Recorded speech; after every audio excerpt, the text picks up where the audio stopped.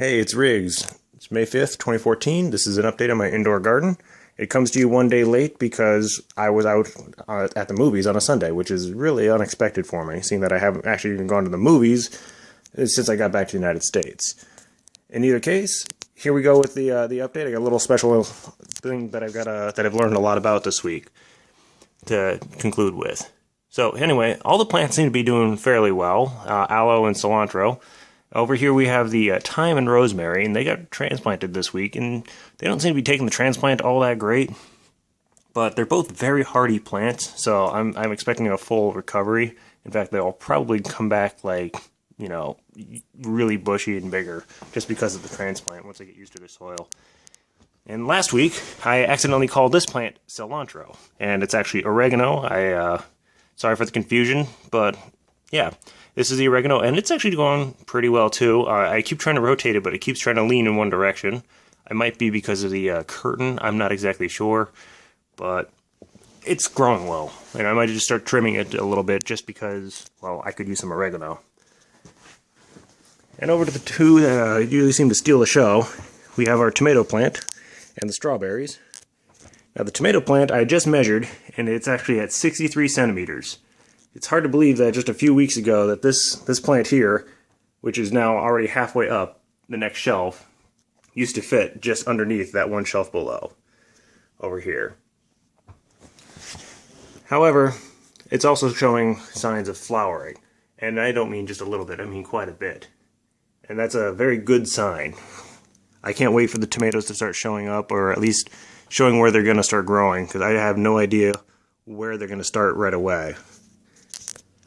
And going over to the strawberries, we only have one red strawberry this week. Well, technically we do have two. Unfortunately, this one here just didn't quite reach like a level of size and maturity, I guess, compared to the other strawberries. I'm not exactly sure why. I don't even know if that means it's edible or not. But I'm sure it is edible, just probably not going to be tasty. The other strawberry over here, that's about ready to be picked itself. In fact, I probably should have picked it this morning. I'll pick it later, though. But yeah, the strawberries, they're doing quite well. I forgot to mention that I've been doing kind of a mini experiment with them. From this side here over is just typical water.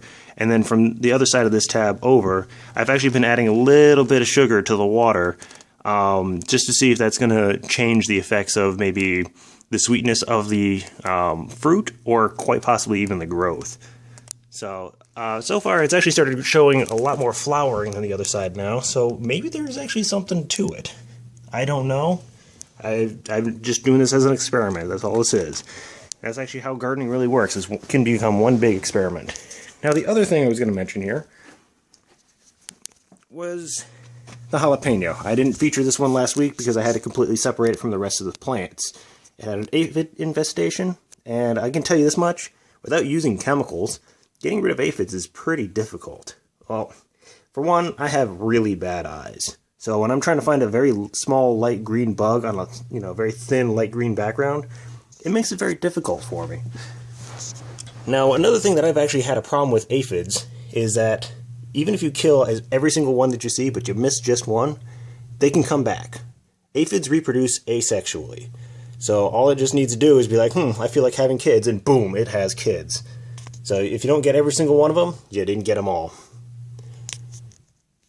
Now another problem I've had with this is small little spots. Like, it's not going to focus the camera too well for some reason.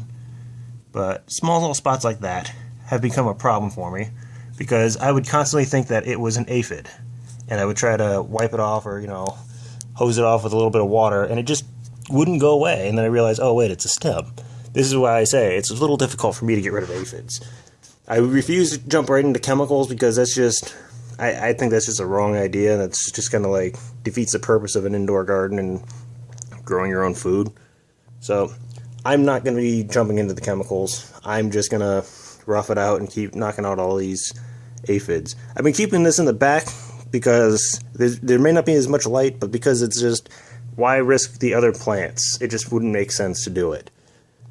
So hopefully the aphid infestation will be gone. Once I notice that no aphids come back for at least a week, then I'll reintroduce it to the rest of the plants. But So far, I had to clean off some aphids today, which just resets the counter back to waiting another week. So that's the update I have for the indoor garden. Hope you enjoyed. Sorry it's a day late. I'll try to keep it on schedule if I can. And yeah, make it a great day, and DFTBA.